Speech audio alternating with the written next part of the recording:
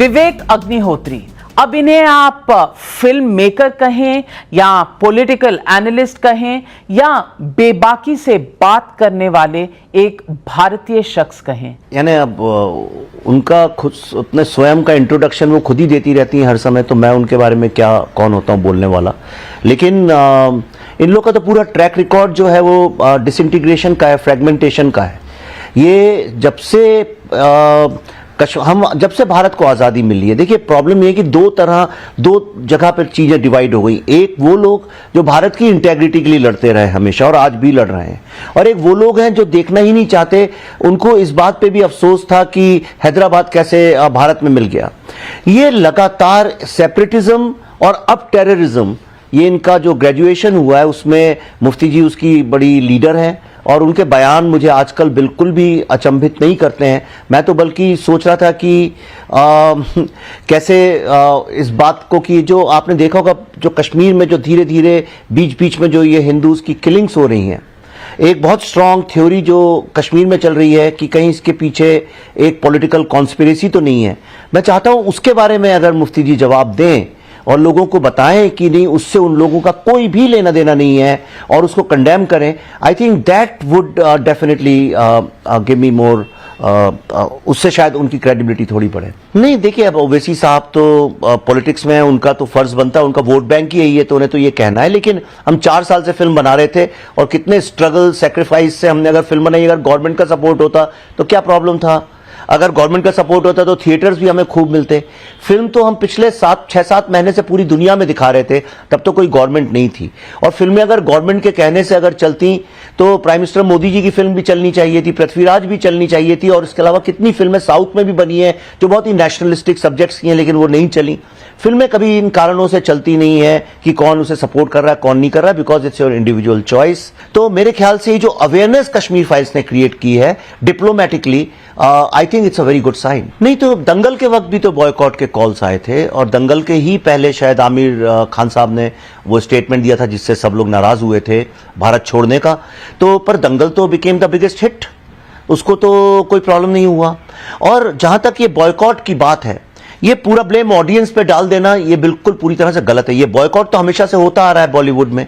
बॉलीवुड के जो लोग करता धरता है, जो उसको चलाते हैं, जो जमींदार हैं यहाँ के, ये लोग तो टैलेंट को, मूवीज को, पॉलिटिशियंस को, लीडर्स को, सबको बॉयकॉट करते ही आए हैं। ये तो बहुत बॉयकॉट करते हैं। चैंपियनशिप तो बॉयकॉट की इन्हीं लोगों के पास है, डी प्लेटफॉर्म करना, लोगों को कैंसिल करना, ये तो काम यही लोग करते रहते हैं। आपको भी किया होगा शायद 1-2 बार कुछ इस तरह से। तो इनको तो पहली बात कोई हक ही नहीं है शिकायत करने का। मेरी तो जितनी बुद्धा है ना ट्रैफिक जैम तो पूरी तरह से इन्हें बॉयकॉट कर दी थी। ताशकंद फाइल्स को तो क्रिटिक लोगों ने बॉयकॉट कर दिया था, उसके बाद थिएटर वालों ने कर दिया था। कश्मीर फाइल्स को तो अभी तक ये कैंपेन चला रहे हैं उसके अगेंस्ट। तो इसमें तो ये लोग एक्सपर्ट हैं, इनको समझना चाहिए। पर हाँ, ये बहुत सीरियस मुद्दा है और मैं इसको काफी गंभीरता से लेता हूं। मेरे ख्याल से जो ये बॉयकॉट है, ये एक लोगों का गुस्सा है जो बॉलीवुड के स्टार्स की एक जो एरोगेंस है, कुछ डायरेक्टर्स की, प्रोड्यूसर्स की और स्टार्स की जो एक एरोगेंस है, जो घमंड है, और दूसरा जो एक आम आदमी, मिडिल क्लास हिंदुस्तानी व्यक्ति जो है, उससे जो डिस्कनेक्ट इनका हो गया है। ये मुझे एक किसी मिडिल क्लास फैमिली ने कानपुर में बोला था। उन्होंने मुझसे बोला, भैया जब ये कोविड चल रहा था, हम लोग सारे बच्चे भी आ गए थे घर में, छोटा सा घर है, गर्मी थी, पावर कट भी होता था, मच्छर काटते थे, आगे कोई भविष्य नहीं था, अंधकार था। उस वक्त में ये सारे जो लोग थे बॉलीवुड के, ये नाच गाने के वीडियो बनाते थे, अपने 500 जूते मेरे पास, वो वीडियोस बनाते थे, मॉलडीव्स में जाके ये लोग पार्टी कर रहे थे। तो हमको ऐसा लगने लगा, क्या ये कोविड हमारे लिए है, क्या हम ही मरने के लिए बने? ये एक बात जेन्युइन क्वेश्चन है, और मेरे ख्याल से बॉलीवुड के लोगों को इसमें इंट्रोस्पेक्ट करना चाहिए। कहीं ऐसा तो नहीं है कि जिस तरह की एक फ्लैशी फ्लैम्बॉयंट लाइफस्टाइल आपने इतनी ज्यादा गैप क्रिएट कर दिया है कि भारत का जो आम आदमी उसको लगता है कि आपकी गरीबी पे हंस रहे हैं। जो लोग लोगों को प्रभावित करते हैं, जिनको सबसे अधिक पैसा और प्यार भी लोग देते हैं, वो इन्हीं लोगों की मैं बात कर रहा हूं। कोई ऐसी बहुत बड़ी बात नहीं है, सब जानते हैं। 5, 6, 7, 8 नाम है, ज्यादा नहीं है इसमें। नहीं, पहले मैं भी थोड़ा सा घबराता था जब मैं बॉलीवुड का पार्ट था, फिर मैंने एक दिन मेंटली बॉलीवुड से रिजाइन किया, तो मैं स्वतंत्र हूं, अब मैं इंडिपेंडेंट फिल्म मेकर हूं, तो मुझे कुछ फर्क नहीं पड़ता है। और मुझे ऐसा भी लगा कि ये सारे लोग हर समय कहते हैं कि हमारी डिसेंट की रिस्पेक्ट करो। और हम डिसेंट कर रहे हैं जब ये मोदी जी को गाली देते हैं या हिंदुओं को कुछ बोलते हैं, कहते हैं चूंकि हिंदूज जो है वो एस्टेब्लिशमेंट है तो हमारी डिसेंट है, इसलिए हम उनसे अगेंस्ट बोल रहे हैं, we are speaking truth to power. मेरा सवाल ये उठता है इन्हीं लोगों से कि बॉलीवुड में जो इतना करप्शन, घोर करप्शन, एक मॉरल मतलब एक टोटल मॉरल डिके जो है, उसके अगेंस्ट कभी कोई आवाज, जो एक्सप्लॉइटेशन है, ऑपरेशन है जो बाकी लोगों का, उसके खिलाफ तो कभी कोई नहीं बोलता। उसके सामने तो सब सरेंडर करके नतमस्तक हो जाते हैं, और बाहर आके दुनिया में जब बोलते हैं कि we are standing against the power, तो आपको लगता है कि भारत का आम आदमी क्या इतना मूर्ख है कि वो इस हिपोक्रेसी को देख नहीं सकता है? तो people have seen through and now people are saying you give us good content, तभी हम देखेंगे। आप हमको अब ये पैकेजिंग कर करके दिवाली रिलीज, ईद रिलीज और इसकी फिल्म और उसकी फिल्म, आप हमको बेवकूफ नहीं बना सकते। मैं कुछ छुपा छुपू के बात नहीं करना चाहता हूं। सारी लड़ाई की जो जड़ है वो है CAA से ये सारी बात चालू होती है। CAA के वक्त में और JNU के वक्त में भी जब वो कन्हैया केस हुआ था, तब भी इन लोगों ने आम जनता का जो कि CA के साथ जुड़ी थी उसको क्या क्या नहीं बोला है, किस तरह से उसकी खिल्ली नहीं उड़ाई, रात नहीं उड़ाया। और कोई भी जो आदमी या तो हिंदू इंटरेस्ट की बात करता है या मोदी जी को सपोर्ट करता है, उस आदमी को ये लोग पब्लिकली इतना रिडिक्यूल करते हैं कि आप कल्पना नहीं कर सकती हैं इस बात की। और उसमें सिर्फ ये आम आदमी को नहीं करते हैं, ये हर किसी को करते हैं। ये इनका एक फेवरेट स्पोर्ट रहा है। लेकिन जब हिंदू हित की या भारत हित की बात आती है, या जब मोदी जी कोई अच्छा काम करते हैं, जैसे वैक्सीन के बारे में, ये वैक्सीन कैसे हमने क्रिएट की, चूंकि मैं उसमें रिसर्च कर रहा हूं इसलिए मैं थोड़ा सा अथॉरिटी से कह सकता हूं, जिस दिन लोगों को ये कहानी पता चल जाएगी कि ये वैक्सीन वर्ल्ड में फास्टेस्ट टाइम में, कम से कम पैसे में और सबसे ज्यादा इफेक्टिव कैसे बनी, और किस तरह से भारत की फोर्सेस, जिनमें कई बॉलीवुड के लोग भी इन्वॉल्व थे, किस तरह से बाहर की वैक्सीन की लॉबिंग इंडिया में करके उसको सैबोटाज कर रहे थे, मैं आप आश्चर्यचकित रह जाएंगी। All credit goes to our scientist number 1 and the leadership of Modi ji. एक शब्द इन लोगों ने नहीं बोला, किसी ने उसकी तारीफ नहीं करी। इनकी ये सब 3-3, 4-4 वैक्सीन लगा के ये लोग अपने घर में शूटिंग कर रहे हैं, आज खुश हैं, पर कभी किसी ने पब्लिकली इस बात को एक्नॉलेज नहीं किया। लेकिन जब वो चिताएं जल रही थीं, जब ये क्वेश्चंस उठ रहे थे कि वैक्सीन बनेगी कि नहीं बनेगी, तो हर कोई उसमें कंट्रीब्यूट करके एक वैक्सीन हेजिटेंसी क्रिएट कर रहा था, लोगों के दिमाग में फियर क्रिएट कर रहा था। कई लोगों ने तो इनडायरेक्टली ये भी बोला था कि if the Muslim community doesn't want vaccine then government is nobody to force them to take it. Nobody forced it, Muslim community ने खुद अपने आप लगवाई उसको, क्योंकि सबको जान की चिंता थी। नहीं, अब बंटने की बात तो 1947 में सेटल हो गई थी, जब भारत का बंटवारा ही कर दिया गया था हिंदू मुस्लिम के आधार पर। और अगर आप देखें तो जो खिलाफत का मूवमेंट चालू हुआ था 1921 में, मोपला राइट्स हुए, उसके बाद डायरेक्ट एक्शन डे हुआ, वो सिलसिला कभी खत्म ही नहीं हुआ। लगातार भारत के 70 साल का जो इतिहास अगर देखें आप, तो उसमें सिर्फ हिंदू मुस्लिम राइट्स कभी इधर कभी उधर कहीं ना कहीं होते ही रहे। उसका कारण ये था कि हम लोगों ने मुस्लिम्स को अलग तरह से ट्रीट किया, हिंदूज को अलग तरह से ट्रीट किया। अगर माइनॉरिटीज का इशू होता इस देश के अंदर, जैसा लोग कहना चाहते हैं दुनिया में, तो फिर ये तो प्रॉब्लम सिख, जैन, पारसी हर किसी के साथ होता, उन लोग के साथ नहीं है। तो मतलब ये सारा प्रॉब्लम सिर्फ हिंदू और मुस्लिम पे बेस्ड है। मेरा ऐसा पर्सनली मानना है, जब तक इस देश में हमारा कॉन्स्टिट्यूशन और हमारा जो संविधान और जो सिस्टम है, व्यवस्था है, जब तक we will talk in terms of majority and minority between Hindus and Muslims, ये प्रॉब्लम कभी खत्म नहीं होगा। क्योंकि आपने ही एक डिवीजन क्रिएट कर दिया है कि भाई दो अलग तरह के लोग हैं, जबकि ऐसा नहीं है। आम दिनचर्या में तो हम सब एक दूसरे के साथ इंटरेक्ट करते हैं। आई थिंक जहां पे 15 से 18-20 crore, I don't know what's the exact number now, इतनी पॉपुलेशन है, उन सबके लिए एक ही कायदा कानून, सब कुछ एक ही होना चाहिए। ऐसा थोड़ी है कि आप एक को अपीज करें, दूसरे की बैशिंग करें। दूसरा क्या हो गया कि जो सेकुलरिज्म था इस कंट्री में, जिसमें बॉलीवुड ने भी बहुत बड़ा गेम खेला है, सेकुलरिज्म को डिफाइन कर दिया गया Muslim appeasement and Hindu bashing.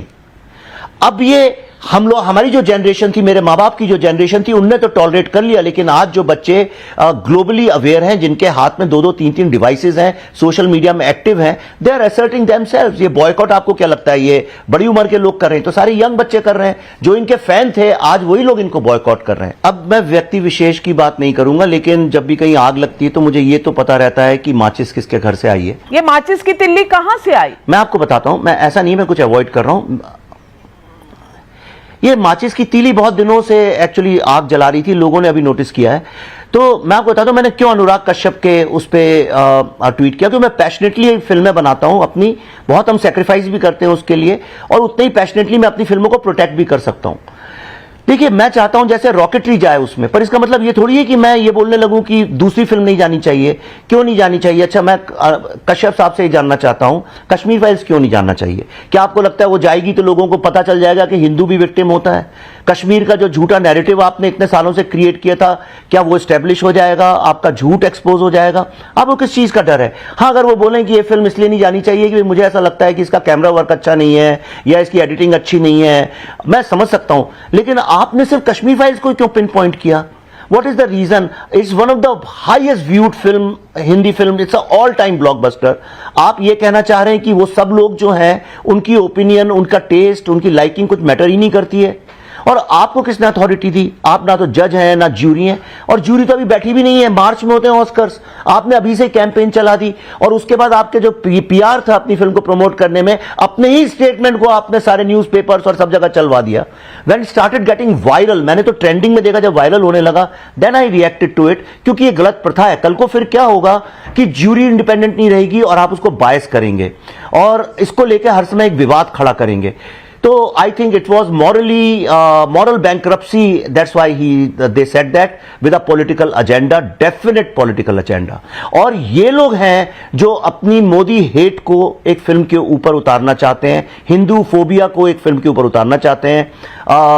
That is all I would like to say at this moment। माचिस की तिल्ली आई कहां? माचिस की तीली यही जो एक कम्युनिस्ट लॉबी, कम्युनिस्ट तो नहीं बोलूंगा, यानी वो कम्युनिस्ट भी नहीं है तो कम्युनिस्ट होते बोलता मैं, जिनको अर्बन नक्सल्स बोलते हैं, कि बड़ी स्ट्रांग लॉबी है, जो आप देखिए हर समय एंटी हिंदू सब्जेक्ट्स पे खुल के बोलते हैं। ये राम जन्मभूमि के अगेंस्ट थे, ये सीए में खड़े रहे, शाहीन बाग गए, ये लोग जो फैक्ट चेकर्स हैं उनके सपोर्ट में खड़े होते हैं, घर घर तिरंगा के अगेंस्ट ये कैंपेन चलाते हैं, ये हमेशा लगातार हिंदू साधु संतों का मजाक उड़ाते हैं अपनी फिल्मों में भी, और इसीलिए ये कश्मीर फाइल्स के अगेंस्ट खड़े हुए हैं। तो ये जो हमेशा बात करते हैं एम्पैथी की, ह्यूमन राइट्स की, ये एक ढकोसला है, ये झूठ है।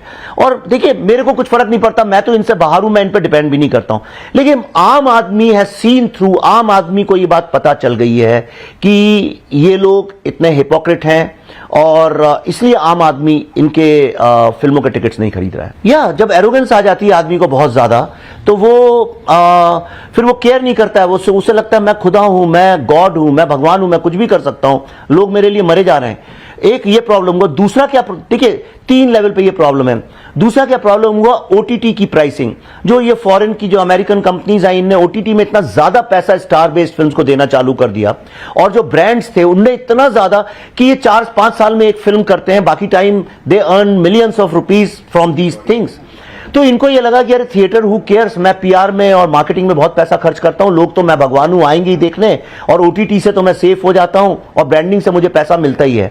तो जब भी आप क्रिकेट हो चाहे फिल्म हो, आप देखिए जब आदमी अपना जो कोर बिजनेस है उसकी सिंसेरिटी को छोड़ के किसी और चीज में ध्यान देता है, तो उसके जो ग्राहक होते हैं वो भी सतर्क हो जाते हैं। नहीं, इंडिया में बहुत सारी गलतियां, ऐसा नहीं, मैं तो हमेशा बोलता हूं इंडिया का सबसे बड़ा प्रॉब्लम है एफिशिएंसी, इंडिया का प्रॉब्लम प्रोडक्टिविटी, इंडिया का प्रॉब्लम है एक professionalism towards work and all.